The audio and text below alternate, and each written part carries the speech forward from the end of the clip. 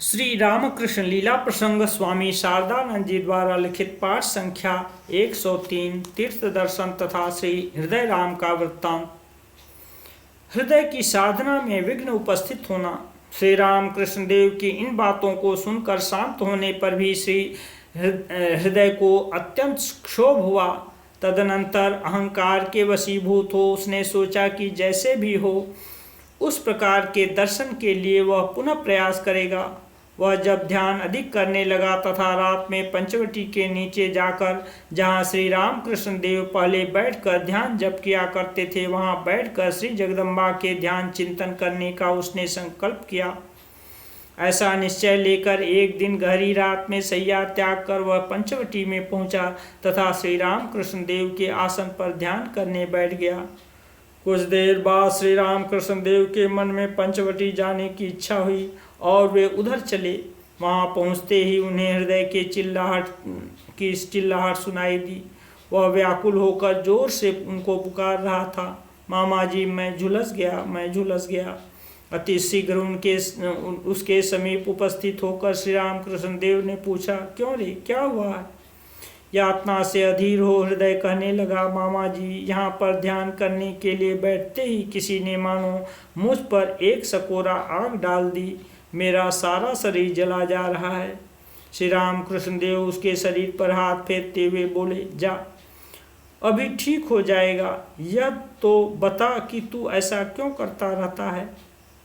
मैंने तुझसे पहले कहा था कि मेरी सेवा से ही तेरा सब कुछ हो जाएगा। हृदय कहता था कि श्री रामकृष्ण देव के स्पर्श से वास्तव में तत्काल ही उसका संपूर्ण कष्ट दूर हो गया। इस घटना के बाद फिर कभी वह पंचवटी में ध्यान करने नहीं गया, क्योंकि उसके मन में यह विश्वास हो गया कि श्री रामकृष्ण देव ने उससे जो बात कही है उससे अन्यथा करने पर उसका भला नहीं होगा। हृदय द्वारा श्री दुर्गा पूजन का अनुष्ठान। श्री रामकृष्ण देव के कथन पर विश्वास स्थापन कर हृदय को बहुत कुछ शांति मिली थी, किंतु मंदिर का नित्य प्रति का कार्य अब उसके लिए पहले की भांति रुचिकर प्रतीत नहीं होता था। उसका मन नवीन किसी कार्य के द्वारा नवोल्लास प्राप्त करने की खोज करने लगा। बंगला सन 1275 का आश्विन महीना सन 1868 ईस्वी आया देखकर उसने अपने मकान में शारदीय दुर्गा पूजा करने का संकल्प किया। हृदय के सौतेले बड़े भाई गंगा नारायण जी का स्वर्गवास हो चुका था तथा राघव मथुर बाबू की जमींदारी में लगान वसूल के कार्य में नियुक्त रहकर अच्छा धनोपार्जन कर रहा था।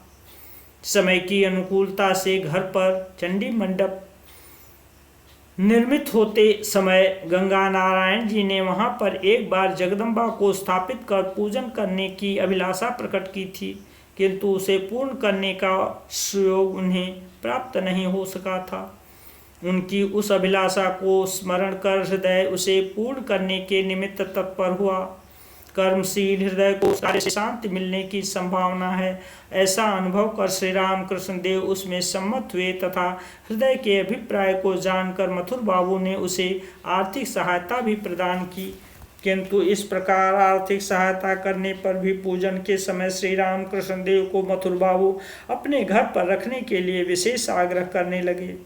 इसलिए अत्यंत दुखित होकर हृदय पूजन के निमित्त अकेला ही घर जाने को तैयार हुआ। जाते समय उसे खिन्न देखकर श्री रामकृष्ण देव ने कहा, तू दुखी क्यों हो रहा है? सूक्ष्म शरीर से मैं प्रतिदिन तेरे पूजन के समय उपस्थित होऊंगा, किंतु तेरे सिवा और कोई मुझे देख नहीं सकेगा। तू किसी दूसरे ब्राह्मण को तंत्र धारक यानी पूजन के समय पोथी देखकर मंत्र पाठ करने वाला बनाकर स्वयं अपने भाव में तन्मय होकर पूजन करना तथा एकदम उपवासी न रहकर दोपहर में दूध गंगा जल तथा मिश्री का शरबत ले लिया करना। इस तरह पूजन करने पर निश्चय ही श्री जगदम्बा तेरा पूजन स्वीकार करेंगी। इस प्रकार श्री रामकृष्ण देव ने किसके द्वारा प्रतिमा का निर्माण करना पड़ेगा, किसे तंत्रधारक बनाना होगा तथा किस तरह अन्य कार्य करने होंगे उसे सब विस्तार पूर्वक बता दिया। हृदय अत्यंत आनंद के साथ पूजन करने के निमित्त चल दिया। दुर्गोत्सव के समय हृदय को श्री रामकृष्ण देव का दर्शन। घर पहुंचकर हृदय ने श्री रामकृष्ण देव के कथनानुसार समस्त कार्यों को संपन्न किया तथा षष्ठी के दिन देवी का बोधन पूजन के पूर्व देवी के जागरण के निमित्त धार्मिक कृत्य बोधन तथा अधिवास आदि करने के पश्चात स्वयं पूजन कार्य में संलग्न हुआ। सप्तमी के दिन पूजन समाप्त कर रात्रि में आरती करते समय हृदय ने देखा कि श्री रामकृष्ण देव ज्योतिर्मय शरीर से प्रतिमा के समीप भावाविष्ट होकर खड़े हुए हैं। हृदय कहता था कि इस प्रकार प्रतिदिन आरती के समय तथा संधि पूजन अष्टमी तथा नवमी के संधि क्षण में होने वाले विशेष पूजन के अवसर पर देवी प्रतिमा के समीप श्री रामकृष्ण देव का दिव्य दर्शन प्राप्त कर उसका चित्त महान उत्साह से पूर्ण हो उठा। पूजन समाप्त होने के कुछ दिन उपरांत हृदय दक्षिणेश्वर वापस आया तथा पूजन संबंधी समस्त वृत्तांत उसने श्री रामकृष्ण देव से निवेदित किया।